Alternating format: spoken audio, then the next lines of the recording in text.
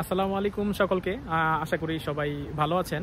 তো আজকে একটি নতুন ভিডিও নিয়ে আপনাদের সামনে হাজির হয়েছি। তো আজকের আলোচ্য যে বিষয়টি আপনাদের সাথে রেখেছি সেই বিষয়টি হচ্ছে যে আপনারা প্রায় সময় এটা জানার জন্য আগ্রহী থাকেন যে আসলে জাপানে কি উপায়ে আসা যায়, আসলে জাপান সরকার কি উপায় রেখেছে তাদের দেশে এন্ট্রি করার জন্য, কি ধরনের ভিসা ক্যাটাগরি তারা রেখেছে এবং কি উপায়ে কার জন্য কোন ভিসা ক্যাটাগরি, এই সকল বিষয়গুলো নিয়ে আজকে আলোচনা করব। তো আজকের আলোচনার সম্পূর্ণ ভিডিওটি আপনারা যদি দেখেন তাহলে আশা করছি যে মোটামুটি একটি ধারণা পেয়ে যাবেন যে কার জন্য কোন ক্যাটাগরির ভিসা এবং কোন ভিসাতে আসলে আপনার জন্য ভালো হবে। এই সকল কিছু বিষয় নিয়ে আজকের ভিডিওটি সাজিয়েছি, আশা করি শেষ পর্যন্ত সাথে থাকবেন। প্রথমেই বলতে হয়, জাপানে আপনি যদি আসতে চান তাহলে যে কয়েকটা ভিসা ক্যাটাগরি রয়েছে তাকে আমি সামগ্রিকভাবে তিনটি ক্যাটাগরিতে ভাগ করেছি। তো যেন আপনাদের বোঝার সুবিধার্থে যে আপনি কোন ভিসা ক্যাটাগরিটা কি পর্যায়ে পড়তেছে সেটা বোঝার জন্য আমি পুরো ভিসা যে ক্যাটাগরিটা করেছি সেটাকে আমি টোটালি তিনটি ক্যাটাগরিতে ভাগ করেছি। তো প্রথম যে ক্যাটাগরিটি সেটা হচ্ছে কাজ ভিত্তিক, মানে হচ্ছে ওয়ার্ক ভিসা। এটা যে কোনো ধরনের কাজ হোক, আমি কাজের বিশ্লেষণটা একটু পরে করতেছি। মূল বড় দাগে যদি আমি আপনাদেরকে বোঝানোর চেষ্টা করি তাহলে সেই ক্ষেত্রে কাজ হচ্ছে একটি অপশন হতে পারে জাপান আসার জন্য, সেটা হচ্ছে জব ভিসা। জব ভিসাতে আপনি আসতে পারেন। জব ভিসার ক্যাটাগরিটা আমি একটু পরে বলতেছি। জব ভিসার পরবর্তীতে যেই সকল ভিসা রয়েছে তার মধ্যে অন্যতম এবং বেস্ট একটি ভিসা বলা যায় হচ্ছে স্টুডেন্ট ভিসা। সেটা হচ্ছে স্টুডেন্ট ভিসা ক্যাটাগরি, যেই ক্যাটাগরিতে আপনি চাইলে জাপানে আসতে পারেন। আরেকটা ক্যাটাগরি হচ্ছে সেই ক্যাটাগরি যে ক্যাটাগরির মধ্যে হচ্ছে যে অলরেডি জাপানে যারা রয়েছে তাদের পরিবারকে আনার যে ভিসা ক্যাটাগরি সেটা। তো মূল দাগে হচ্ছে এই তিনটি ক্যাটাগরিতে আমি ভাগ করেছি। একটা হচ্ছে পরিবার পরিজনের মাধ্যমে আসা, একটা হচ্ছে কাজের জন্য আসা, আরেকটা হচ্ছে পড়াশোনার জন্য আসা। তো চলুন আমি আপনাদেরকে প্রত্যেকটার ভিসা ক্যাটাগরি যতটুকু আমি জানতে পেরেছি আপনাদের সাথে সেটা শেয়ার করতেছি। তো সর্বপ্রথম কাজের যেই ভিসা ক্যাটাগরিটা, জব ভিসা ক্যাটাগরি যেটাকে বলা হয়, সেই ভিসা ক্যাটাগরির মধ্যে কয়েকটি ভাগ রয়েছে। সেই ভাগগুলোর মধ্যে সর্বপ্রথম যেই একটা ভিসার কথা আমি বলবো সেটা হচ্ছে টিআইটিপি ভিসা। টিআইটিপি ভিসাটা কি? আসলে হচ্ছে এটা হচ্ছে তাদের জন্য, আমি আপনাদেরকে একটু সহজ করে বলতেছি যে কাজ টোটাল তিনটি ভাগে আপনি চাইলে ভাগ করতে পারেন। তিনটি ভাগে কেন বলতেছি একটু এখনই বুঝতে পারবেন। যে ধরেন একটা ভিসার ক্যাটাগরি হচ্ছে এরকম, যেটা হচ্ছে যে আপনি এতটাই কোয়ালিফাইড পারসন, এতটাই ভালো পড়াশোনা, এতটাই মেধা আপনার ভালো যে জাপান সরকারের লোকবল প্রয়োজন হওয়ার কারণে সে বাহির দেশ থেকে একটা লোককে ইনপুট করে নিয়ে আসতেছে তার মেধার কারণে। তার মানে হচ্ছে যে এইখানে যে টেকনিক্যাল বিভিন্ন ধরনের যে কাজগুলি রয়েছে যেটা করার জন্য মেধা প্রয়োজন হয়, সেই কাজগুলোর জন্য একটা সেক্টর তারা আলাদা করে রেখেছে। তারপরে এই কাজের মধ্যে আরেকটা হচ্ছে শ্রমিক ক্যাটাগরির লেভেল, যারা হচ্ছে প্রাথমিক শ্রমিক। আপনি বাংলাদেশের রেসপেক্ট একটু চিন্তা করে দেখেন যে একটা ইঞ্জিনিয়ার কি কাজ করে। ইঞ্জিনিয়ার কিন্তু যেমন আমি সিভিল ইঞ্জিনিয়ার, আমি কিন্তু বাংলাদেশে কি কাজ করেছি, ড্রয়িং, বিল্ডিং এর ড্রয়িং দেখিয়ে দিয়েছি, সেটা দেখে দেখে মিস্ত্রিকে বলেছি এটা এইভাবে করো, ওইটা ওইভাবে করো, কিন্তু আমি কিন্তু নিজে রড বাঁধি নাই, রড কাটি নাই। তো এটা হচ্ছে আমার মেধা ভিত্তিক কাজ। আমি ড্রয়িং করেছি, 3D মডেলিং করেছি, তো এটা হচ্ছে আমার দক্ষতা ভিত্তিক কাজ। তো এটা হচ্ছে মেধা রিলেটেড, যেটা which is belongs to skill related. মাথায় রেখেন, এটা skill related which is related to your brain. Any work, সেটা হইতে পারে মার্কেটিং। মার্কেটিং তো আপনি শরীর হাত পা দিয়ে করবেন না, আপনি তো ব্রেন খাটায় কথা বলবেন। তাহলে ওই মার্কেটিং, এটাও কিন্তু যারা কমার্স ব্যাকগ্রাউন্ডে, মার্কেটিং কাজটাও কিন্তু ম্যানেজমেন্ট ক্যাটাগরি, ভালো ভালো পোস্টের যে কাজটা সেটা হচ্ছে একটা ক্যাটাগরি। আরেকটা ক্যাটাগরি হচ্ছে যে আপনি জব করতেছেন কিন্তু আপনার ফিজিক্যাল কাজ আছে। ফিজিক্যাল কাজ কিরকম? ধরেন এখন একটা, আমি যেহেতু সিভিল রিলেটেড তো আমি আমার এটা দিয়ে একটু উদাহরণ দিচ্ছি যে বাংলাদেশে একটা শ্রমিক রড কাটে, রডটাকে লিফটিং করে, ওয়েট লিফটিং করে সে এক জায়গা থেকে আরেক জায়গায় নিয়ে যায়, সিমেন্ট মিক্স করে, কাঠের ফ্রেমগুলি বানায়। তো এই হাতের যে কাজটা যেটা সরাসরি শরীর দিয়ে করা যায়, সেই কাজটি আসলে মূলত এক শ্রেণীর লেবার ক্যাটাগরির লোকেরা এই কাজটা করে। আরেকটা শ্রেণী হচ্ছে এরকম যারা মোটামুটি পড়াশোনা আছে, তারা বাংলাদেশ থেকে জাপানে আসবে এবং আসার পরে 1 বছর 2 বছর বা 3 বছর তারা জাপানে থাকবে এবং জাপানের যে টেকনোলজি সেটাকে সে আয়ত্ত করবে এবং করার পরে আবার বাংলাদেশে ফেরত যাবে এবং নিজের দেশকে, এই মেধাটা কাজে লাগিয়ে নিজের দেশকে এগিয়ে নিয়ে যাবে। তো এইটা হচ্ছে আরেকটা ক্যাটাগরি। তাহলে এই টিআইটিপি ক্যাটাগরিটা হচ্ছে ওই ক্যাটাগরি যে ক্যাটাগরির মধ্যে হচ্ছে আপনি একটা নির্দিষ্ট সময়ের জন্য আপনি বাংলাদেশ থেকে আসবেন, এসে এখানে ট্রেনি একটা পার্সন হিসেবে আপনি আসবেন। আসার পরে আপনি এখানে কিছুদিন কাজ শিখবেন, করবেন এবং জাপানিজ টেকনোলজিটা একটু নিজের মধ্যে আয়ত্ত করবেন এবং পরবর্তীতে আপনাকে একটা নির্দিষ্ট সময় পর কিন্তু বাংলাদেশে ফেরত চলে যেতে হবে। এবং এই টিআইটিপি ভিসা ক্যাটাগরির মধ্যে কিন্তু আপনি স্ত্রী সন্তানকে আনতে পারবেন না। তো এটা একটা বিষয় ছিল। তারপর হচ্ছে আসতেছি আরেকটি কাজের ক্যাটাগরির ভিসা, সেটা হচ্ছে এসএসডব্লিউ ভিসা। তো এসএসডব্লিউ ভিসাটা হচ্ছে এক ধরনের স্কিল ভিসা। তো স্কিল ভিসায় এটা কারা কারা করতে পারবেন? যারা ধরেন ইন্টারমিডিয়েট কমপ্লিট করছেন, যাদের অনার্স করা নাই বা অনার্স করেও কিন্তু অনেকে আসে, যারা অনেক কিছু জানেন আর কি, তারা অনেকে এসএসডব্লিউ ভিসায় আসে, বা দেখা গেছে যে অনার্স কমপ্লিট করার পরের যে ভিসা ক্যাটাগরিটা আছে সেটার মধ্যে হয়তো সে অ্যালাউ হয় নাই। তো এসএসডব্লিউ হচ্ছে ফিজিক্যাল ফিটনেস, বিভিন্ন ধরনের পরীক্ষার মাধ্যমে উত্তীর্ণ হওয়ার পরে আপনি কোন একটা নির্দিষ্ট বিষয়ের উপরে পারদর্শী হয়েই বাংলাদেশ থেকে আসবেন। এখন আপনি একটা উদাহরণ আমি দিচ্ছি আপনাকে। ধরেন জাপানে কিন্তু অনেক পরিমাণের কিন্তু বৃদ্ধ মানুষ রয়েছে। তো বৃদ্ধ মানুষদের টেক কেয়ার করার জন্য এখানে প্রচুর পরিমাণের কেয়ারিং সাপোর্টের দরকার হয়, যেটাকে আমরা কিন্তু প্রায় বলি যে নার্সিং সাপোর্ট, অথবা আপনি বলতে পারেন যে ডে কেয়ার সেন্টারগুলোতে যেভাবে মা বোনদের বা মুরব্বীদেরকে একটা ওল্ড এজ হোমে যখন রেখে দেয় তখন কিন্তু তাদের সেবা যত্ন করার জন্য পার্সন প্রয়োজন হয়। তো সেই ক্যাটাগরিতে কেয়ার গিভার যে ক্যাটাগরি, সেই ক্যাটাগরিতে কিন্তু আপনি বাংলাদেশ থেকে একটা ডিগ্রি নেবেন যে হ্যাঁ আমি বৃদ্ধ মানুষকে কিভাবে সেবা যত্ন করতে হয়, তাদের ট্রিটমেন্ট কিভাবে করতে হয়, প্রাথমিক চিকিৎসা কিভাবে করতে হয়, এগুলি আমি মোটামুটি একটা যোগ্যতা আমার আছে, আমি সেই বলে কিন্তু আপনি চাইলে জাপানে আসতে পারেন। তো এসএসডব্লিউ ভিসা ক্যাটাগরির মধ্যে হচ্ছে দুইটি ভাগ রয়েছে, একটি হচ্ছে এসএসডব্লিউ1 আর একটা হচ্ছে এসএসডব্লিউ2। তো এসএসডব্লিউ1টা হচ্ছে একটা সাময়িক সময়ের জন্য আপনি আসবেন, 1 থেকে 3 বছরের আপনাকে একটা মেয়াদ দিবে, এরপর আপনি বাংলাদেশে ব্যাক করবেন, করার পরে আবার এসএসডব্লিউ2 ভিসায় আবার আপনি আসতে পারবেন। এবং এসএসডব্লিউ2 ক্যাটাগরিতে আমি যতটুকু খোঁজখবর নিয়েছি যে এখানে হয়তো বউ বাচ্চা আনা যায়। তো এইটা হচ্ছে আরেকটা ক্যাটাগরি, কিন্তু মাথায় রেখেন যে এই এসএসডব্লিউ2 যে ভিসা যে ক্যাটাগরিটা রয়েছে সেই ভিসা ক্যাটাগরির মধ্যে কিন্তু আপনাকে শারীরিক পরিশ্রমের কাজই করতে হবে। ওইটা কিন্তু স্কিল কিছুটা থাকবে, কিন্তু আপনাকে কিন্তু ফিজিক্যাল ওয়ার্ক করতে হবে। এটা হচ্ছে আরেকটা ভিসা ক্যাটাগরি। এখন আরেকটা ভিসা ক্যাটাগরি যেটা হচ্ছে কাজের ভিসার মধ্যে অন্যতম টপ র্যাঙ্কের একটা ভিসা বলা হয়, সেটা হচ্ছে skill visa, skill related visa. এই ভিসা ক্যাটাগরিটার একটা নাম আছে, নামটা হচ্ছে engineers oblique humanities oblique international service. এখন আসলে এই তিনটা নামের ভিতরে কি কি আছে আমি একটু আপনাদেরকে এক্সপ্লেন করতেছি। প্রথমত ইঞ্জিনিয়ার্স ক্যাটাগরির ভিসা। আপনি ধরেন বাংলাদেশ থেকে আপনি অনার্স কমপ্লিট করেছেন কোনো ইঞ্জিনিয়ারিং সাবজেক্টের উপরে, সেটা সিভিল ইঞ্জিনিয়ার, মেকানিক্যাল, সিএসসি, যে কোনো আপনি ইঞ্জিনিয়ারিং সাবজেক্টে পড়াশোনা করেছেন এবং জাপানের কোনো কোম্পানি আপনাকে হায়ার করতে ইচ্ছুক হয়েছে যে তাদের একটা এরকম স্কিলফুল পার্সন লাগবে যাকে তারা ইউটিলাইজ করে তাদের কাজগুলিকে করতে পারবে। এই ভিসা স্পন্সর যদি কোনো কোম্পানি আপনাকে করে তাহলে সেটা হবে ইঞ্জিনিয়ার্স ক্যাটাগরির ভিসা। এখন ইঞ্জিনিয়ারের পুরো কাজটাই কিন্তু মেধাভিত্তিক, তাহলে স্কিল কিন্তু এখানে জরুরি এবং এটার জন্য আপনাকে অবশ্যই অনার্স কমপ্লিট করা থাকতে হবে। পরবর্তীতে যেই ইঞ্জিনিয়ার্স ক্যাটাগরি, এই একই ভিসা ক্যাটাগরির মধ্যে আরেকটা হচ্ছে হিউম্যানিটিস। দেখেন হিউম্যানিটিস ক্যাটাগরির মধ্যে অনেক ধরনের মানবিক সেবার কিন্তু অনেক ধরনের কাজ আছে। কিরকম দেখেন, আপনি ধরেন মার্কেটিং কাজ করেন, অথবা ধরেন আপনি ম্যানেজমেন্টের কাজ করেন, আপনি অ্যাকাউন্টেন্ট হিসাবে আসছেন, আপনি একটা কুক হিসাবে আসছেন। তো এটা হচ্ছে মানব সম্পদ একটা রিলেটেড বিষয়। এবং ইন্টারন্যাশনাল সার্ভিস হচ্ছে কি, আপনি হচ্ছে বিভিন্ন ধরনের আন্তর্জাতিক বিভিন্ন এক দেশ আরেক দেশের সাথে সাংস্কৃতিক কালচার বিনিময় বিভিন্ন ধরনের বিষয় থাকে, যারা একে অপরকে কিন্তু এই সার্ভিসটা দেওয়ার জন্য তাদেরকে ভিসা প্রোভাইড করে। যেমন ধরেন সাপোজ ধরেন আপনি বাংলাদেশে এমন একটা ভালো কাজ পারেন যেটা জাপান সরকার বা জাপানের কোনো কোম্পানি মনে করতেছে যে আপনাকে হায়ার করে এখানে আপনাকে চাকরি দিলে তাদের যে চাহিদাটা পূরণ হবে। তো এটা কিন্তু একটা আন্তর্জাতিক সেবার মধ্যে পড়ে। ধরেন আপনি ইংলিশ খুব ভালো পারেন, আপনাকে ইংলিশ শেখানোর জন্য কোনো জায়গায় হায়ার করে আনা হইলো, তো এটা কিন্তু একটা ক্যাটাগরির মধ্যে পড়তেছে। তার মানে হচ্ছে বড় দাগে যদি আমি বলি যে engineers, humanities and international service যে ভিসা ক্যাটাগরিটি রয়েছে সেটা আসতে হলে আপনাকে অবশ্যই অনার্স কমপ্লিট করা থাকতে হবে। এবং শুধু অনার্স কমপ্লিট থাকলেই চলতেছে না, এই রিলেটেড একটি কাজ আপনাকে জাপান থেকে অফার পেতে হবে এবং কোম্পানি আপনাকে হায়ার করে নিয়ে যেতে হবে। এটা হচ্ছে একটা উপায়।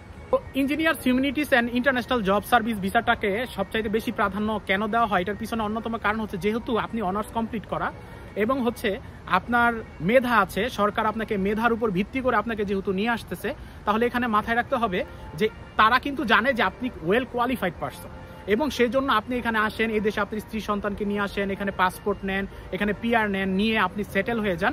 এটাই হচ্ছে এই সরকারের বা তাদের হচ্ছে এই প্রণোদনাটা, যে আপনি এখানে আসলে চাইলে আপনি সেটেল হয়ে যেতে পারবেন এবং একটা লং রান থাকার পরে নিয়মকানুন মেনে যদি আপনি চলেন, সেই ক্ষেত্রে আপনার পিআর এবং পাসপোর্ট কিন্তু এই ভিসা থেকে খুব সহজেই তুলতে পারবেন। তো এটা ছিল engineers humanities international job visa. তাছাড়া জব ক্যাটাগরির মধ্যে আরও কিছু জব রয়েছে, যেরকম হচ্ছে স্টার্ট আপ বিজনেস করার জন্য, বিজনেস স্টার্ট আপ করার জন্য একটা ভিসা ক্যাটাগরি রয়েছে। তারপরে হচ্ছে একটা হচ্ছে অতি, যেমন হচ্ছে ধরেন একটা সায়েন্টিস্ট ক্যাটাগরির লোক অথবা অনেক বড় ব্যবসায়ী, তাদেরকে এখানে ব্যবসায়িক অপরচুনিটি করার জন্য একটা ভিসা ক্যাটাগরি রয়েছে, সেটা হচ্ছে হাইলি প্রফেশনাল ভিসা ক্যাটাগরি। সেটা হচ্ছে তারা পায় যারা নাকি অনেক বড় ব্যবসা বাণিজ্য করে এবং তাদের প্রোফাইল অনেক ভালো, তারা এই দেশে আইসা কিছু করতে পারবে, এরকম একটা ভিসা ক্যাটাগরি। ওইটাও কাজ রিলেটেড, কিন্তু সেটা আসলে এক্সেপশনাল কিছু পার্সনদের জন্য হয়। জব ভিসা ক্যাটাগরির যেই বিষয়গুলো ছিল, তো মোটা দাগে হচ্ছে এই ছিল জব রিলেটেড বিষয় যদি আপনি আসতে চান। এখন আসুন পরবর্তীতে আরেকটা ইম্পর্টেন্ট বিষয়ের মধ্যে যাই, সেটা হচ্ছে স্টুডেন্ট ভিসা ক্যাটাগরি। দেখেন স্টুডেন্ট, তোমরা অনেকে কিন্তু আমার স্টুডেন্ট বাংলাদেশে রয়েছে, তোমরা যদি ভিডিওটি দেখো বা আমার কোনো স্টুডেন্ট ছোট ভাইয়েরা যদি এটা দেখেন, তা আপনারা একটু মনোযোগ দিয়ে শোনেন। স্টুডেন্ট ভিসা ক্যাটাগরিতে জাপানে আসা হচ্ছে ওয়ান অফ দ্য বেস্ট। কেন বলতেছি? কারণ জাপানে হচ্ছে পুরো পৃথিবীর কালচার থেকে জাপানের কালচার অনেক কিছুতে ডিফারেন্স আছে। সবচেয়ে বড় প্রবলেম হচ্ছে ভাষাগত প্রবলেম। এখন ধরেন আপনি যদি একটু আর্লি এজে যদি জাপানে পড়াশোনা করতে আসেন, তাহলে কিন্তু একটা পর্যায়ে জাপান আপনার জন্য অনেক সহজ হয়ে যাবে। তো মোটা দাগে যাই হোক, আমি এখন স্টুডেন্ট ভিসার আরও সুবিধা অসুবিধা নিয়ে আরেকটা ভিডিওতে বলবো। তো মোটা কথায় আমি বলতে চাই, মোটা দাগে যে কথাটা আমি বলতে চাচ্ছি সেটা হচ্ছে যে স্টুডেন্ট ভিসাতে আসার জন্য কয়েকটা ক্যাটাগরি রয়েছে। সেই ক্যাটাগরির মধ্যে সর্বপ্রথম যে ক্যাটাগরি, আপনারা যারা বা আমার ছোট ভাইরা বা আমার যে স্টুডেন্ট যারা দেখতেছো ভিডিওটি, তোমরা মাথায় রাখবা যে ইন্টারের পর, ধরো তুমি ইন্টার আজকে পাস করেছো, ইন্টার পাস করার পরে যদি তুমি জাপানে চলে আসো, তাহলে তোমাকে অবশ্যই একটা ভিসা ক্যাটাগরি আছে, সেটা হচ্ছে নিহঙ্গ গাক্কো। মানে হচ্ছে তুমি জাপান সরকারকে বলতেছো যে আমি জাপানের কৃষ্টি কালচার এবং তার ভাষাটা শেখার জন্য জাপানে যাইতে চাই। আই রিপিট, আমি জাপানের ভাষা শেখার জন্য জাপানে যাইতে চাই, আপনাদের কালচার শিখবো এবং জাপানের ভাষা শিখবো, এই জন্য আমি জাপান যেতে চাই। এই কথাটা যখন তুমি জাপানি সরকারকে বুঝাইতেছো, তখন জাপান সরকার তোমাকে একটা জাপানিজ ল্যাঙ্গুয়েজ কোর্স শেখানোর জন্য তোমাকে জাপানে আসার সুযোগ করে দিব, এবং সেই কোর্সটি হচ্ছে 1 বছর 3 মাসের। সেই 1 বছর 3 মাসের কোর্সটি যদি তুমি করতে আসো, সেখানে কি খরচ আসবে এগুলি নিয়ে আমি আরেকটা ভিডিওতে বলবো। কিন্তু তুমি চাইলে ইন্টার কমপ্লিটের পরেই কিন্তু জাপানে আসতে পারো। সেই ক্ষেত্রে তুমি জাপানি ভাষা শেখার জন্য আসতেছো, আসার পরে তোমার কাজটা কি হবে? জাপানি ভাষা শেখার পরে 1 বছর 3 মাস যাওয়ার পরে তুমি চাইলে আবার এখানকার 2 বছর মেয়াদি ডিপ্লোমা কোর্স আছে সেটাও করতে পারো, অথবা তুমি 4 বছর মেয়াদি যে অনার্স কোর্স আছে সেটাও তুমি চাইলে করতে পারো। তো এইটা হচ্ছে একটা ক্যাটাগরি যারা ইন্টারের পরে আসতে চাচ্ছ। কিন্তু যারা অলরেডি অনার্স কমপ্লিট করে ফেলেছো, তারা কি করবা? তো তোমাদের জন্য হচ্ছে বা আপনাদের জন্য হচ্ছে 2টা ক্যাটাগরি আছে। অনার্স কমপ্লিট করে আপনি চাইলে জব ভিসায় আসেন, সেটাও আসতে পারেন। আবার আপনি যদি অনার্সের পর মাস্টার্স করতে চান, তাহলে আপনি কিন্তু মাস্টার্স করার জন্য জাপানে আসতে পারেন। মাস্টার্স করার পরে যদি আপনার রিসার্চ পাবলিকেশন ভালো থাকে, তাহলে আপনি চাইলে কিন্তু পিএইচডিও করতে পারেন। আবার আপনি যদি বলেন যে ভাই আমি অনার্স করে আসছি, মাস্টার্স করে এখন জাপানে থেকে যেতে চাচ্ছি, সেই ক্ষেত্রেও কিন্তু আপনি চাইলে মাস্টার্স কমপ্লিট করার পরে আবার জব ভিসায় কিন্তু ট্রান্সফার হওয়ার কিন্তু সুযোগ রয়েছে। তার মানে মোটা দাগে বলতে গেলে ইন্টারের পরেও জাপানে আসা যাবে এবং অনার্স কমপ্লিট করেও কিন্তু জাপানে আসা যাবে। আবার মাস্টার্স কমপ্লিট করেও সেম ভাবে আপনি চাইলে পিএইচডি করতে আসতে পারেন অথবা জব করতে আসতে পারেন, সেটাও অপশনটাও কিন্তু রয়েছে। এখানে যে বিষয়টা হচ্ছে, স্টুডেন্ট ভিসায় অনেক ধরনের স্কলারশিপ কিন্তু আছে, যার মধ্যে মেস্ট একটা স্কলারশিপ রয়েছে যেটা খুবই পপুলার। তো এই যেই আরেকটা আছে মনোবসু, তো আমি স্কলারশিপ নিয়ে আরেকটা ভিডিওতে বলবো, এবং অঞ্চল ভিত্তিক কিছু স্কলারশিপ রয়েছে।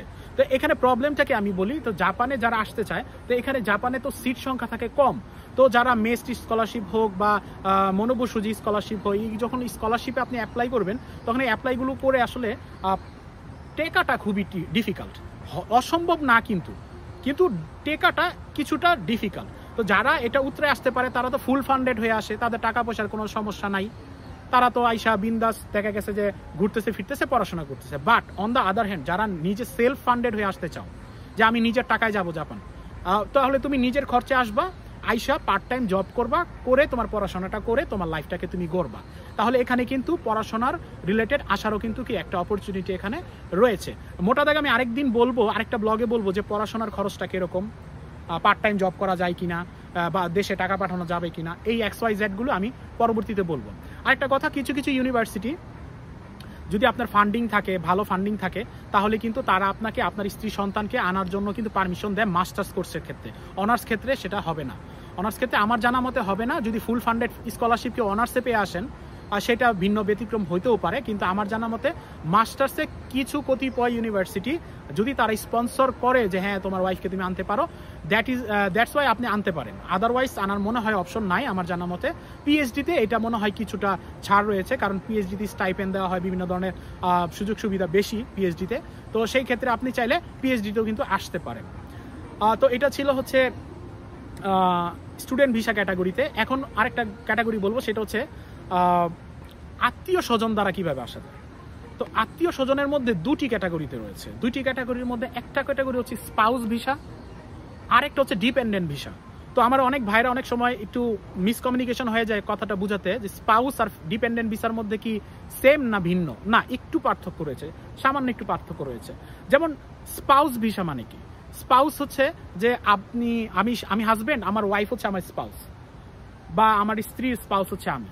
তো বিষয়টা এরকম। তো এই ক্ষেত্রে শর্ত হচ্ছে স্ত্রী এবং স্বামীর মধ্যে কেউ যদি পূর্বেই জাপানিজ নাগরিক হয়ে থাকে, সেই ক্ষেত্রেই কেবল কিন্তু এই ভিসা ক্যাটাগরিটা অ্যাপ্লিকেবল হবে। তখন কিন্তু এটা ডিপেন্ডেন্ট যাচ্ছে না। সেটা হচ্ছে যে আপনি অলরেডি জাপানিজ নাগরিক, আপনি আপনার স্ত্রীকে আনতে চাচ্ছেন, সেটা ডিপেন্ডেন্টের জায়গায় সেটি স্পাউস ভিসা হিসেবে সে আসবে। কিন্তু ধরেন আমি এখানে জব ভিসায় আছি, মনে করেন যে আমি এখানে জব ভিসায় আছি, এখন আমি তো জব ভিসা আছি, আমি তো জাপানি নাগরিক এখনো হই নাই, আমি আমার স্ত্রীকে আনতে গেলে সেটা হবে ডিপেন্ডেন্ট ভিসা। তাহলে এখানে কিন্তু দুইটি ক্যাটাগরি রয়েছে। একটা ক্যাটাগরি হচ্ছে আপনার বাবা অথবা আপনার মা কেউ যদি একজন জাপানিজ নাগরিক হয় এবং সেই ক্ষেত্রে যদি তার স্ত্রীকে আনতে যায়, সেটা হবে স্পাউস ভিসা। স্পাউস ভিসায় সে চলে গেল, কিন্তু তাহলে সন্তান কিভাবে যাবে? সন্তান যাবে হচ্ছে ডিপেন্ডেন্ট ভিসা ক্যাটাগরিতে। তাহলে ডিপেন্ডেন্ট যতদিন পর্যন্ত আপনি জাপানের নাগরিকত্ব পাচ্ছেন না, ততদিন পর্যন্ত আপনার স্ত্রী সন্তানকে যদি আপনি আনেন, সেই ক্ষেত্রে কিন্তু সেটা ডিপেন্ডেন্ট ভিসার আন্ডারে পড়তেছে। তো ডিপেন্ডেন্ট ভিসায় আনার জন্য কিছু নিয়ম কানুন রয়েছে, সেগুলো আমি আরেকটা স্পেসিফিক একটি ভিডিওর মধ্যে আলোচনা করব। তো আমি জাপানে থাকার পরে একটি নির্দিষ্ট সময়, নির্দিষ্ট জব ক্যাটাগরি এবং রিকোয়ারমেন্ট, ফিনান্সিয়াল স্টেবিলিটি, এগুলি সব যদি জাপান সরকারকে দেখাইতে পারি যে আমার স্ত্রী সন্তানকে নিয়ে আইসা তাদেরকে এখানে লালন পালন করার মতো, ভরণ পোষণ করার মতো অ্যাবিলিটি আমার রয়েছে, সেই ক্ষেত্রে কিন্তু আপনি ডিপেন্ডেন্ট ভিসাও চাইলে আনতে পারেন। এখন আরেকটা ভিসা ক্যাটাগরির ব্যাপারে কথা বলবো, সেটা হচ্ছে রিফিউজি ভিসা ক্যাটাগরি। এখন রিফিউজি ভিসা ক্যাটাগরিটা কি? ধরেন আপনি ট্যুরিস্ট ভিসায় আসেন, আপনি স্টুডেন্ট ভিসায় আসেন, আপনি যেই কোনো ভিসায় জাপানে কোনোভাবে আগে ঢুকছেন, ঢোকার পরে আপনি জাপান সরকারকে বলতেছেন কি যে ভাই আমার দেশে যদি আমি চলে যাই তাহলে আমার জীবনের ঝুঁকি আছে, আমাকে কেউ মেরে ফেলতে পারে, বা আমি রাজনৈতিক ব্যক্তিত্ব ছিলাম যা বাংলাদেশে, আমি যদি চলে যাই আমাকে মেরে ফেলতে পারে, আমার জীবন সংখ্যার মধ্যে রয়েছে, আপনি আমাকে আপনার দেশে একটি আশ্রয় প্রদান করেন। যদি এরকম কোনো ক্যাটাগরি যদি আপনি দেখান, এবং এটা এতটাই জটিল একটা প্রক্রিয়া, জাপান আগে তাও কিছু মানুষকে দিত শুনেছি, এখন খুবই একটা দেয় না। তো সেই কারণে এই যে রিফিউজি ভিসা ক্যাটাগরিটা, শরণার্থী হিসাবে যে আপনি জাপানে থাকবেন, সেই ক্যাটাগরিটা এখন খুবই কম, কিন্তু তারপরে এটা কিন্তু একটা সিস্টেম রয়েছে। তো এটার ব্যাপারেও আমি জ্ঞান অর্জন করে আরও ডিটেলসে আপনাদের সাথে আলোচনা করার চেষ্টা করব। এখন হচ্ছে the last not the least হচ্ছে যে ট্যুরিস্ট ভিসা। ট্যুরিস্ট ভিসা কি আপনি যে কোনো দেশেই ঘুরতে চাইতেই পারেন। জাপান যেহেতু প্রাকৃতিকভাবে এত সুন্দর একটি দেশ, তা আপনি চাইলে কিন্তু জাপান ঘুরতে আসতে চাইতে পারেন। তো সেই ক্ষেত্রে এম্বাসি যদি আপনার ফিনান্সিয়াল স্টেবিলিটি দেখে এবং আপনার পাসপোর্টে দেখে যে বিভিন্ন ধরনের দেশ আপনার ঘোরা আছে, আপনার প্রোফাইল দেখে যদি এম্বাসি মনে করে যে হ্যাঁ এই ছেলেটা জাপান ঘুরে আবার ফেরত চলে আসবে, সেই ক্ষেত্রে কিন্তু আপনি চাইলে ট্যুরিস্ট ভিসাতেও জাপান আসতে পারেন। এবং এসে অনেকে ওই যে রিফিউজি যে ক্লেম করে, এই ঘটনা অনেক ঘটার কারণে কিন্তু এখন কিন্তু ট্যুরিস্ট ভিসাও কম দেয়। ইভেন দো যে নিজের আপন বাবা মাকেও কিন্তু আনতে অনেক সময় ট্রাভেল পোহাতে হয়, অনেক কষ্ট পোহাতে হয়, ভিসা দিতে চায় না। কারণ জাপান সরকার মনে করে যে সে যদি ট্যুরিস্ট ভিসায় যায় সে মনে হয় আর আসবে না। তো এই হচ্ছে মোটা দাগে কয়েকটা ক্যাটাগরি, ভিসার যে ক্যাটাগরি। তো ইনশাল্লাহ আশা করি যে যারা শেষ পর্যন্ত ভিডিওটি দেখেছেন কিছুটা হলেও আপনাদের ইনফরমেশন গ্যাপ ক্লিয়ার হয়েছে। তো আমি আমার এক্সপিরিয়েন্সগুলো আপনাদের সাথে শেয়ার করার চেষ্টা করেছি। আপনারা কমেন্টের মাধ্যমে আমাকে জানানোর চেষ্টা করবেন যে আপনারা আরও স্পেসিফিক কোনো প্রশ্নের উপরে বা কিছুর উপরে আপনারা জানতে আগ্রহী কিনা। যদি আগ্রহী হন, আমার যদি সেটা নলেজে নাও থাকে, আমি জেনে আপনাদের সাথে সেটা শেয়ার করার চেষ্টা করব, যেন আমার দ্বারা কিছু ভাই বোনের যদি উপকৃত হয়, সেখানে আমারও কিছুটা উপকার হবে আর কি, ইনশাআল্লাহ। তো আজকে ভিডিও আর দীর্ঘায়িত করছি না, আশা করি আপনাদের ভিডিওটি কাজে আসবে। যদি কোনো ভাই যদি জাপান আসতে আগ্রহী হন, সেই ভাইকে চাইলে এটা শেয়ার করতে পারেন ভিডিওটা। তো আজ আর ভিডিও দীর্ঘায়িত করছি না, আজকের ভিডিও এখানে সমাপ্তি করছি। আগামী ভিডিও নিয়ে খুব শীঘ্রই হাজির হবে ইনশাল্লাহ। এবং পূর্বেও বলেছি যে শনি এবং রবিবারের দিনটা আমি ফ্রি থাকি। তো আপনাদের কোনো মেসেজ, কোনো কিছু জানার থাকলে আপনারা কমেন্ট করবেন। শনি রবিবারে আমি উত্তর দেওয়ার চেষ্টা করব। আপনাদের যদি মনে হয় যে লাইভ সেশন করলেও ভালো হয়, আমি সেটা করার চেষ্টা করব। তো আপনাদের সহযোগিতার সাথে পেলে ইনশাল্লাহ ধীরে ধীরে আমি চেষ্টা করব যে আপনাদের উপকারে আসে এমন তথ্যগুলোকে আপনাদের সামনে হাজির করার জন্য। তো আজকে আর ভিডিও দীর্ঘায়িত করব না, আমার জন্য দোয়া করবেন সবাই। আসসালামু আলাইকুম, সকলকে ভালো থাকবেন সবাই।